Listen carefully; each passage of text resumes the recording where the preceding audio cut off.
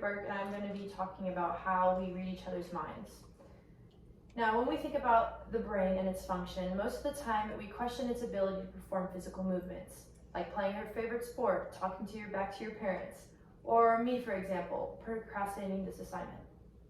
The majority of people overlook the brain's function of reading other people's thoughts. Let me elaborate. If we look at a person in a room and they're smiling, we can assume they're happy. We make assumptions about other people's thoughts every day in every situation.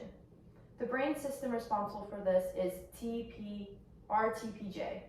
Rebecca Sachs does an amazing job explaining how she's researching and studying this process.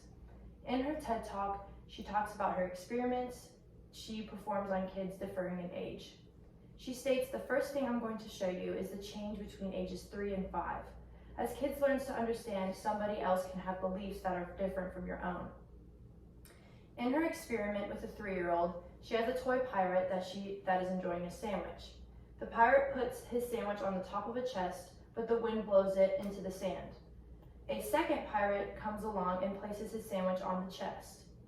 Sachs then asks the participant, which sandwich do you think the first pirate would pick up? He answers with the one in the sand. The 3-year-old hasn't developed the part of the brain that understands this puzzle, because the first pirate walked away and didn't know his sandwich had fallen on the sand. When Sachs asked the 5-year-old, he answers correctly, meaning he said the first pirate should choose the sandwich that is on the chest because the first pirate is unaware that his sandwich blew on the ground. The 5-year-old clearly understands the puzzle and answers correctly. This experiment shows how the RTPG part of the brain develops throughout adolescence and how it matures. Now I want to talk about Dr. Sachs' second experiment, which deals with adults and changing someone's opinion through electromagnetic conduction that she researches. Sachs interviews participants and then asks them about a theoretical situation. In this theoretical situation, Grace is putting sugar in her friend's coffee. On the jar of sugar, it says it's deadly poison in 2 versions.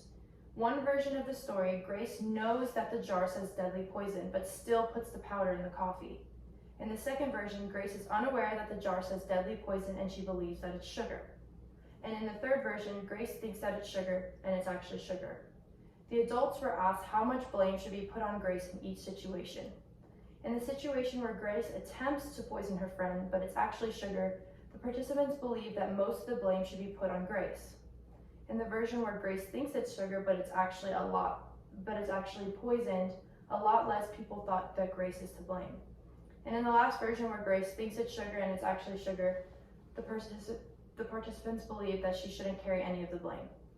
Sachs uses a tool called TMS, transcranial magnetic stimulation, which actually changes her results that she received from the participants.